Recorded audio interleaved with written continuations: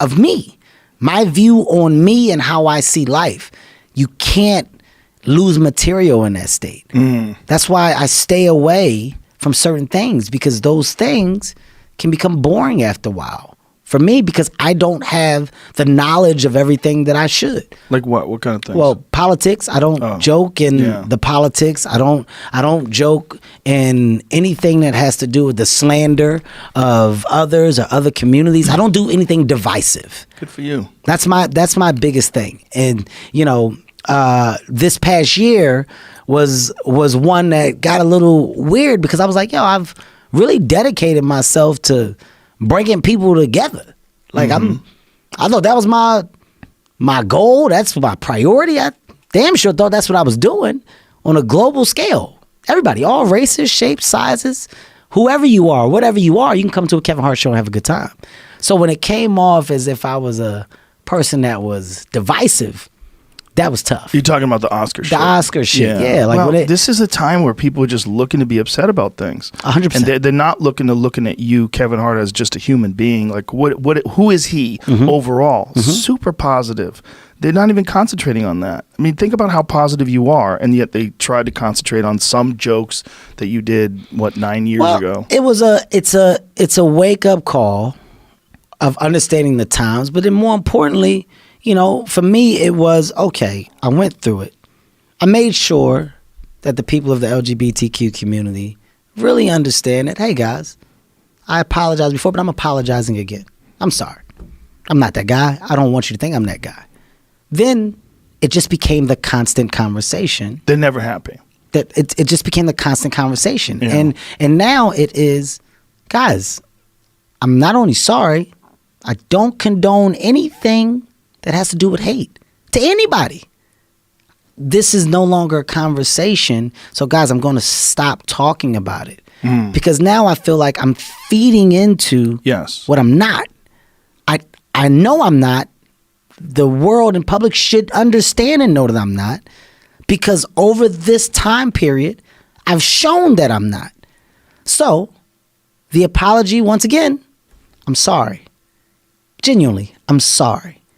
But then it never stopped. And at that point, I just made a decision, and I'm like, guys, at this point, I'm making a decision to not talk about it anymore.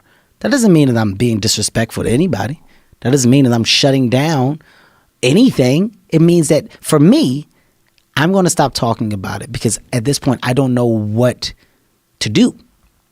At this point, I thought the apology is what you wanted me to do. I did it.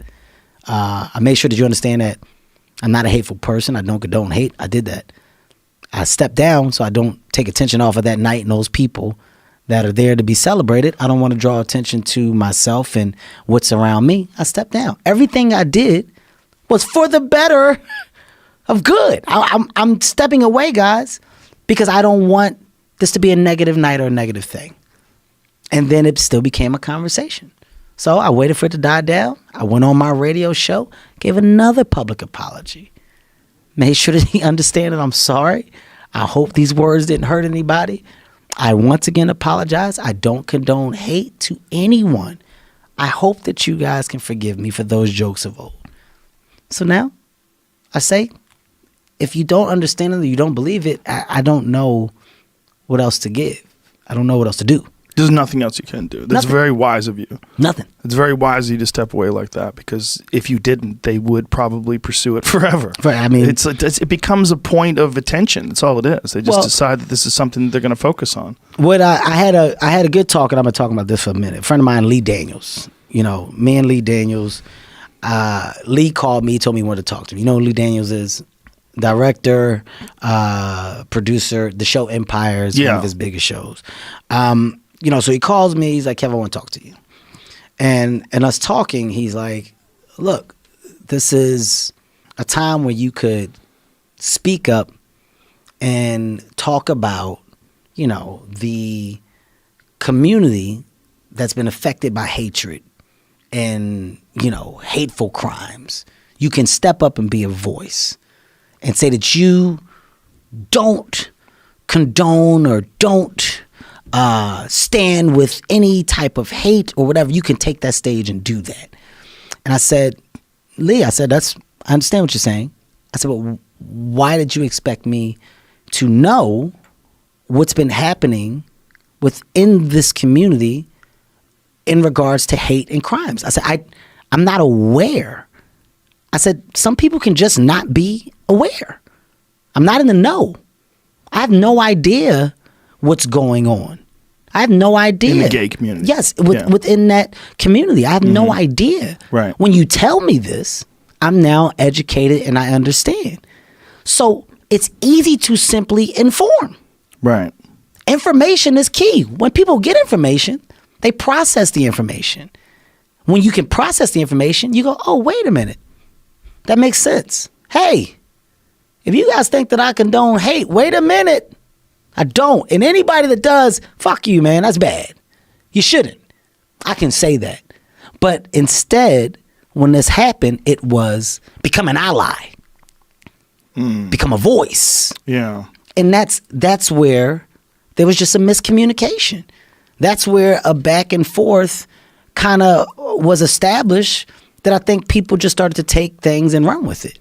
And I'm just not one to feed into what I feel isn't going to eventually evolve into a positive thing. In a real conversation. Yes. Yeah. When I'm trying my best to. It was becoming tabloid bullshit as Pretty opposed much. to like a real discussion. Clickbait. Yeah, clickbait. Clickbait. But that's the problem. There's so much clickbait out there because it's such an effective way to get people to pay attention to things. Because as you said, people focus on failure and negative and anger. That's what we want to see. Controversy. That's what we want to see. People Yeah. want to see the anger. Yeah. And you know, Why do you think that is? Because it's just the times. It's that's what's cool now. Is that what it is? What's Or cool is being negative. You know how you always have some people. This is a great example. How you have people. Me and you can talk about a movie, right? We can talk about Titanic. Wow, man, Titanic, one of the biggest movies of all time. Fucking great movie. You'll go, yes, it was a great movie. And one guy, for no reason, go, I fucking hated it. Why? You ain't like Titanic? Fucking bullshit. Why? Man, I know why. No, tell me. Why'd you hate it? I ain't got time to talk to you about that. The cool thing is just being different. I wanna be completely opposite than all these Contrarian. positive people. You know what? No. That shit was ass. Why? Why was it ass? You have people that just like to do that. Oh yeah, for sure. And what happens when one person does it, another person for no reason all go, yeah, me too. Yeah, that shit was ass, man. I ain't like it either. Did you see it? What y'all talking about?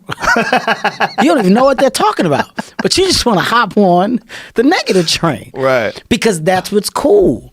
It's not cool to be positive. It's not cool to be happy. I don't know if it's a cool thing. I think it's usually people that are really frustrated with their lives. 100%. I mean, like- that's the factual side to it. I Yes. did a joke before. It was like, do you think Michael Jordan leaves YouTube comments? Like, I bet he doesn't. No. No. That's not for winners. No. Not at all. The type of people that want to get mad and complain constantly about shit like that. Do you know what it